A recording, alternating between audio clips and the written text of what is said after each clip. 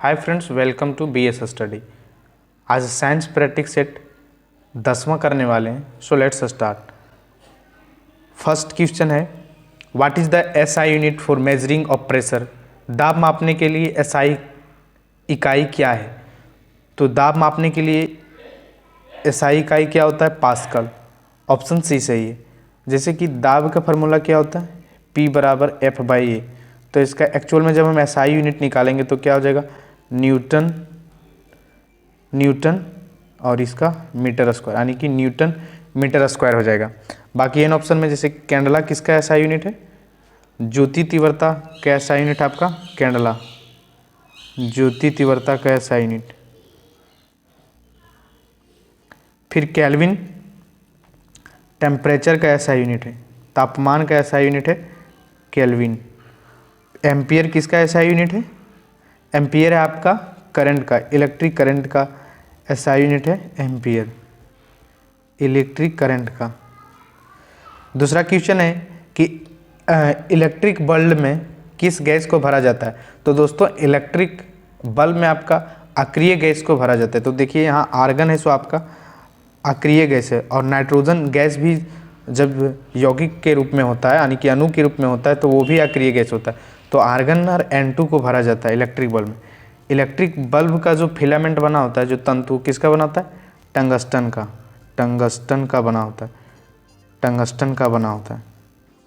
अच्छा, जो electric bulb का सबसे पहले आविष्कार किसने किया था, तो थॉमस एल्वा एडिसन ने, एडिसन ने आपका बल्ब का आविष्कार किया था। तीसरा क्वेश्चन है कि कौन सा संगठन है जो दुर्लभ और विलुप्त प्रजातियों के बारे में डाटा प्रकाशित करता है। तो हम पिछले वीडियो में बताए थे कि जो विलुप्त प्रजातियां हैं उनके बारे में डाटा कौन प्रकाशित करता है। तो उनके बारे में डाटा प्रकाशित करता है दोस्तों international union for conservation of nature, IUCN।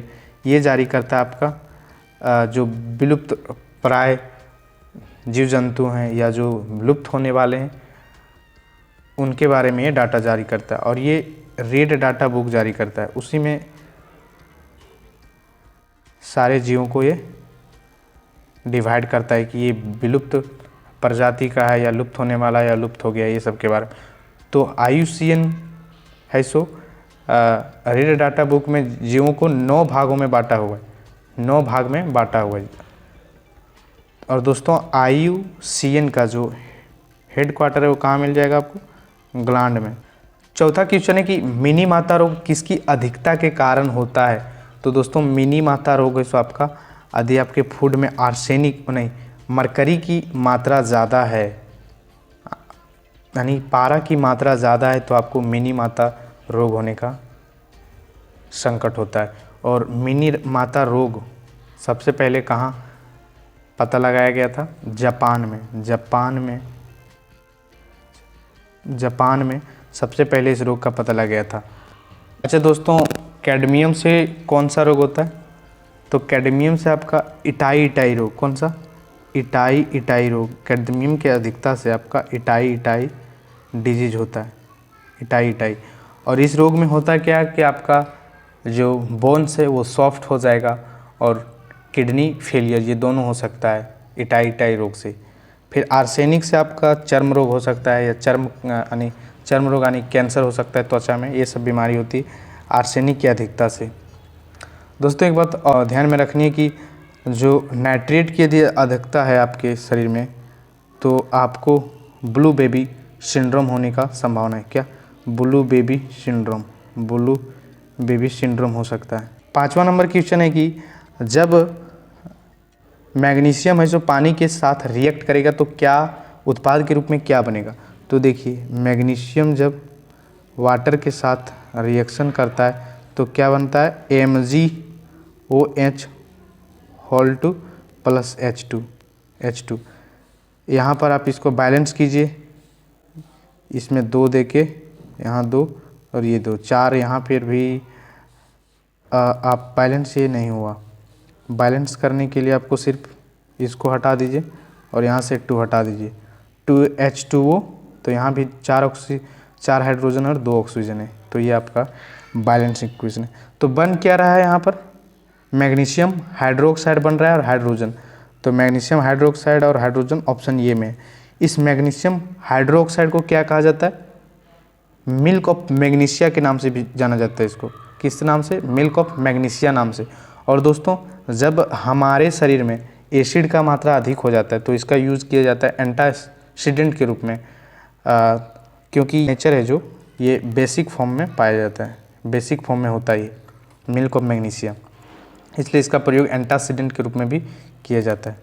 5th question हो गया। 6th क्वेश्चन है कि कौन सा मतलब हजारीबाग नेशनल पार्क कहाँ स्थित है? तो दोस्तों हजारीबाग नेशनल पार्क कहाँ पे स्थित है? झारखंड में, झारखंड में स्थित है।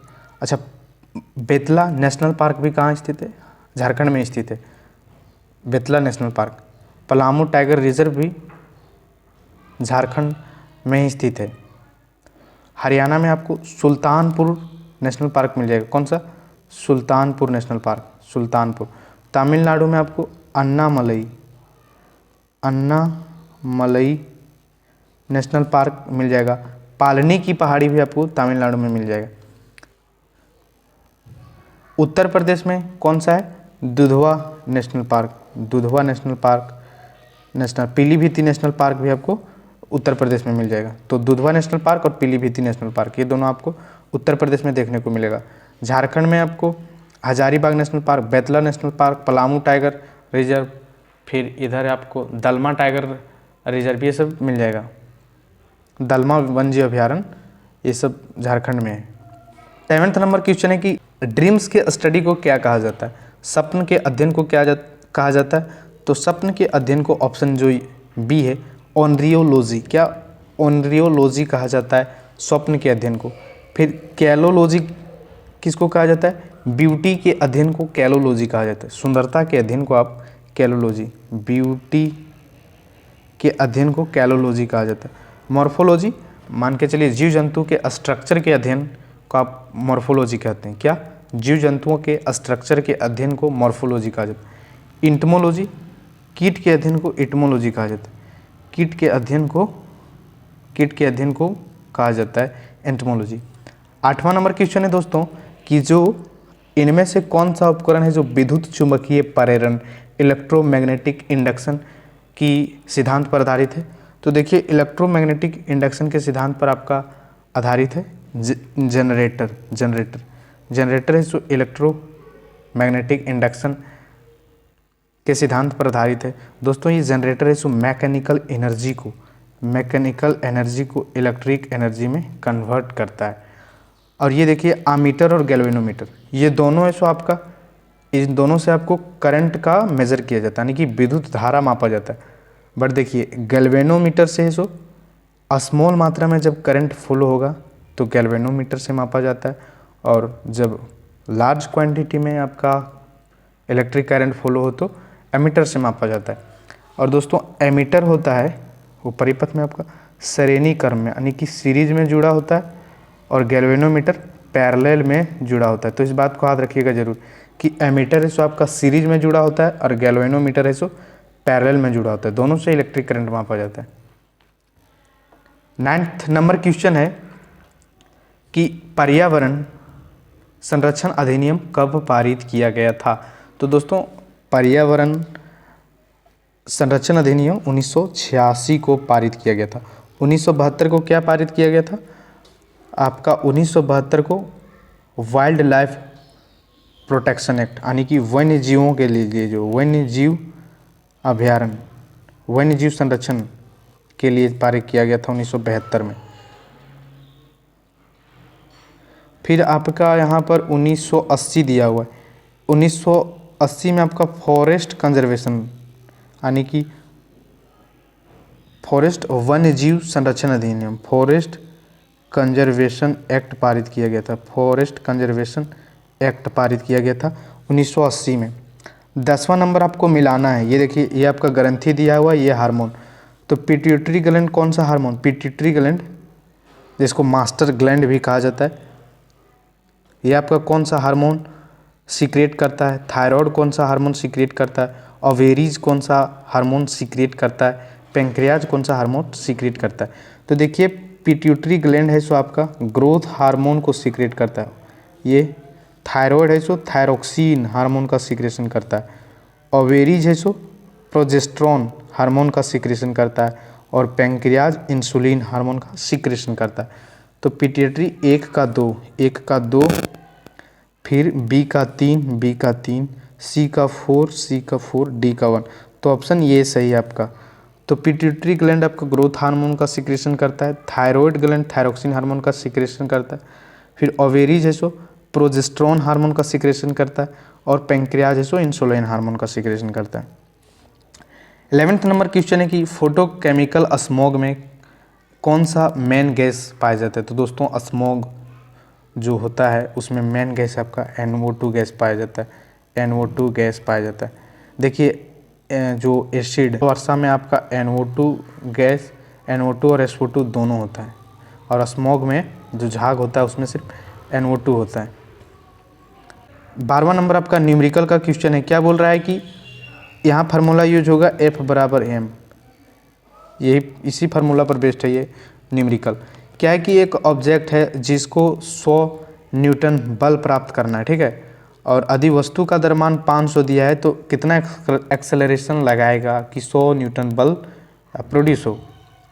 तो देखिए 100 बल दिया हुआ है, मास दे दिया हुआ है आपको 500, तो ये निकालना है। तो 100 से 100 1/5, 1/5 को डिवाइड करेंगे तो कितना आएगा 0.2। तो आपका ऑप्शन ये हो जाएगा। और एक्सेलरेशन का SI यूनिट क्या होता है, मीटर/सेकंड², इसलिए ऑप्शन ये सही है 0.2 मीटर/सेकंड²। ये फार्मूला यूज करना है।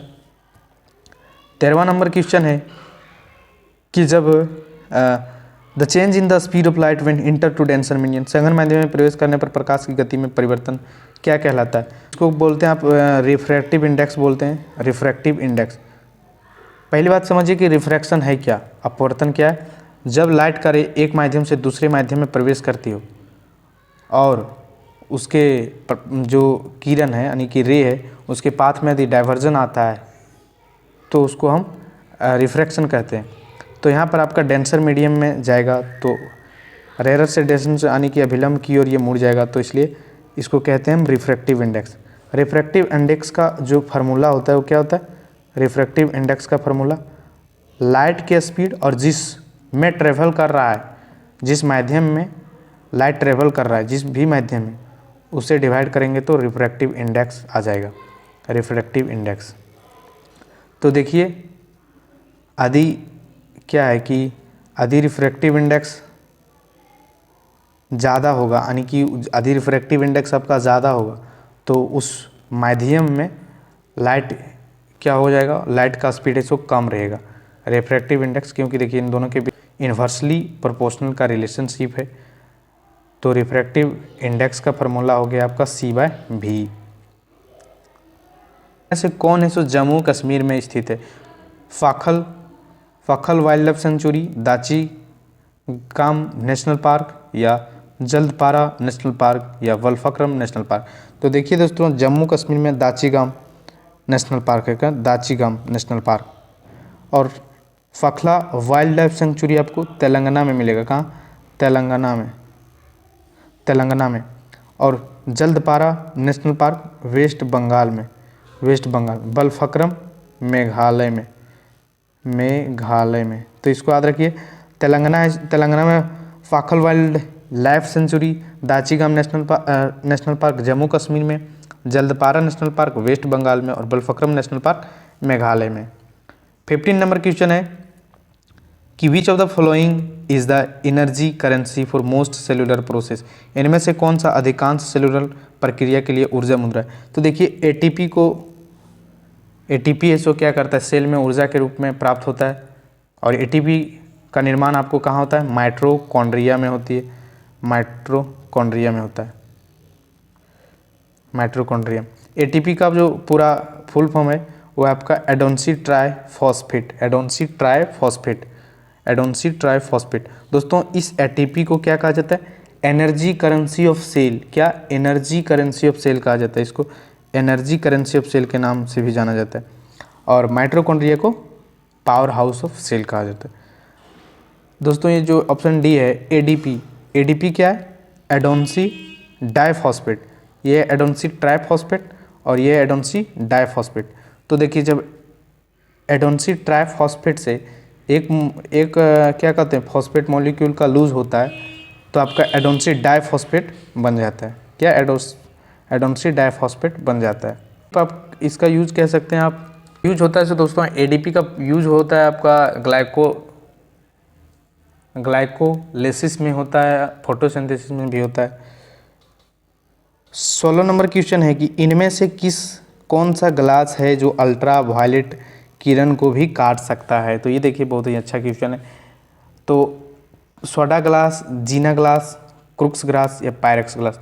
तो दोस्तों क्रुक्स ग्लास है सो आपका क्या कर सकता है? अल्ट्रा वायलेट रे को भी कट कर सकता है, यानी प्रवेश नहीं होने देगा।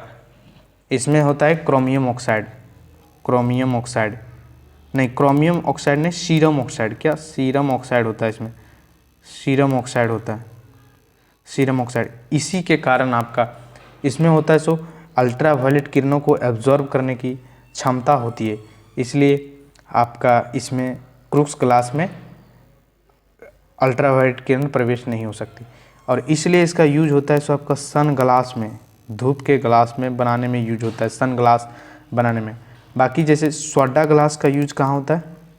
सोडा ग्लास का यूज आपका जो विंडो ग्लास यानी कि खिड़की का कांच बनाने के लिए इसका यूज होता है सोडा ग्लास के। नेक्स्ट ग्लास का यूज होता है सो आपका केमिकल एपरेटस बनाने में। जितने सारे केमिकल एपरेटस यानी कि क्या कर सकते हैं, रासायनिक उपकरणों को बनाने में, लेबोरेटरी आदि में जितने सारे केमिकल एपरेटस का ज़रूरत पड़ता है वो पायरेक्स ग्लास के द्वारा बनाया जाता है। किससे? पायरेक्स ग्लास के द्वारा। और इसका प्रयोग थर्मोमीटर को भी बनाने में किया जाता है। 17वां नंबर क्वेश्चन है कि विच of the flowing minerals produce green colour in firework. तो देखिए आतिशबाजी करते हैं तो उसमें हरा रंग किसके कारण आता है? तो दोस्तों जो हम पटाखा फोड़ते हैं और उसमें जो हरा कलर, ग्रीन कलर दिखता है वो आपका बेरियम के वजह से, उसमें बेरियम मौजूद होने की वजह से होती है। एक चीज़ इसमें आप पूरा याद रखिए कि किस तत्व के मौजूद होने के कारण कौन सा रंग उत्पन्न होता है। तो देखिए सोडियम यदि उस फायर वर्क्स में यदि आपका सोडियम है तो आपको येलो कलर मिलेगा, येलो कलर। और कॉपर है तो ब्लू कलर, कॉपर है तो ब्लू कलर। और यदि कैल्शियम है, यदि आपका कैल्शियम है तो आपका कौन सा कलर कैल्शियम है तो आपको मिल जाएगा ऑरेंज, कैल्शियम है तो ऑरेंज। और लिथियम है तो आपको रेड मिल जाएगा।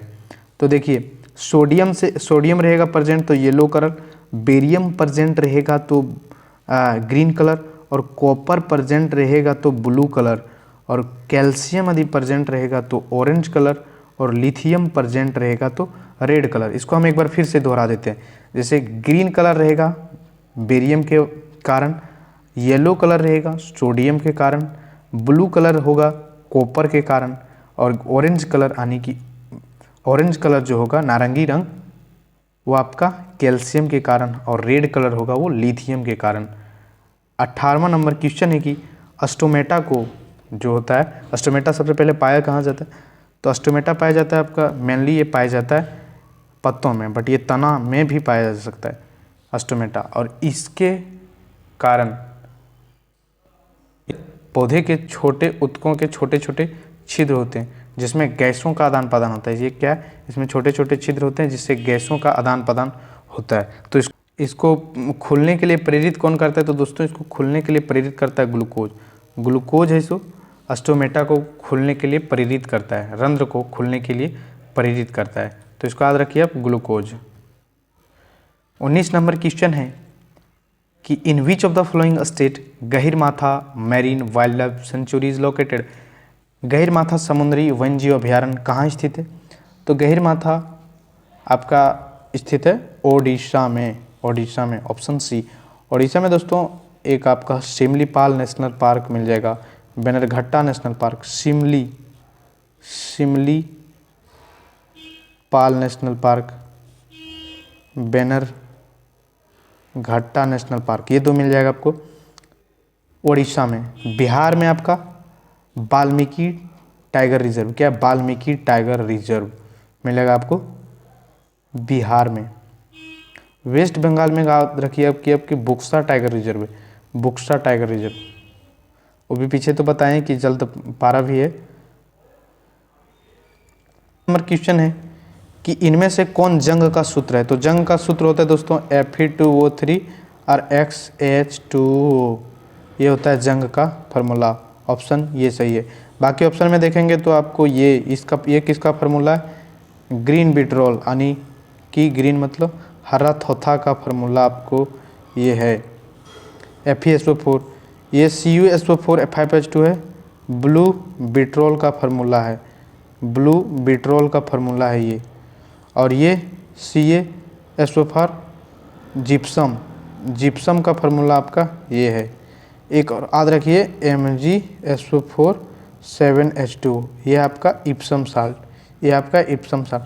और यदि इसमें हाफ रहता तो क्या होता, ये प्लास्टर, यदि ये हाफ रहता हाफ H2O तो वो हो जाता प्लास्टर ऑफ पेरिस का फार्मूला। तो एक बार इसको हम क्विक रिवीजन भी कर देते हैं। राष्ट्र यानी जंग का formula Fe2O3 XH2O, Gahirmatha wild life sanctuary Odisha में है।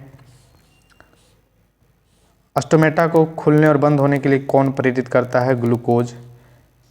ग्रीन कलर किस कारण होता है, आपका बेरियम के कारण, पटाखा में ग्रीन कलर बेरियम के कारण। फिर देखिए अल्ट्रावायलेट को ये क्रुक्स गैस ग्लास रोकता था, अल्ट्रावायलेट को काटा जा सकता है किसके कारण, क्रुक्स ग्लास था। फिर एनर्जी करेंसी के रूप में ज़्यादातर जो सेलुलर प्रोसेस है उसमें एनर्जी करेंसी के रूप में किसका यूज़ होता है, ATP का। जम्मू कश्मीर में दाचिगाम नेशनल पार्क है। स्पीड का लाइट यदि डेंसर मीडियम में इंटर हो रहा है तो उसको रिफ्रैक्टिव इंडेक्स मानेंगे। इसका आंसर 0.2 मीटर पर सेकेंड आया था। स्मॉग में चीफ कंस्टिट्यूएंट होता है NO2 गैस, ये आपका ऑप्शन ये सही था। इन्वायरमेंट प्रोटेक्शन एक्ट 1986 में पारित किया गया था। फिर इलेक्ट्रोमैग्नेटिक इंडक्शन के सिद्धांत पर जनरेटर आधारित है। ड्रीम्स यानी सपने के अध्ययन को ऑन्ड्रियोलॉजी कहा जाता है। हजारीबाग नेशनल पार्क झारखंड में स्थित है। जब मैग्नीशियम पानी के साथ रिएक्ट करता है तो मैग्नीशियम हाइड्रोक्साइड और हाइड्रोजन बनता है। मिनी माता रोग किसके खाने के कारण होती है, किसकी अधिकता के कारण, मरकरी की अधिकता के कारण। International union for conservation of nature, ये आपका रेयर जितने सारे विलुप्त प्रजाति हैं, दुर्लभ जाति हैं, उसका पब्लिकेशन करता है IUCN। विच गैस, किस गैस को भरा जाता है इलेक्ट्रिक बिल में, तो आर्गन और N2 को। प्रेशर मापा जाता है पास्कल में। तो ये था दोस्तों, आपको काफ़ी कुछ वीडियो से सीखने को मिलता होगा। यदि वाकई ही वीडियो अच्छा लगे तो शेयर ज़रूर कीजिएगा। Thanks for watching. जय हिंद दोस्तों।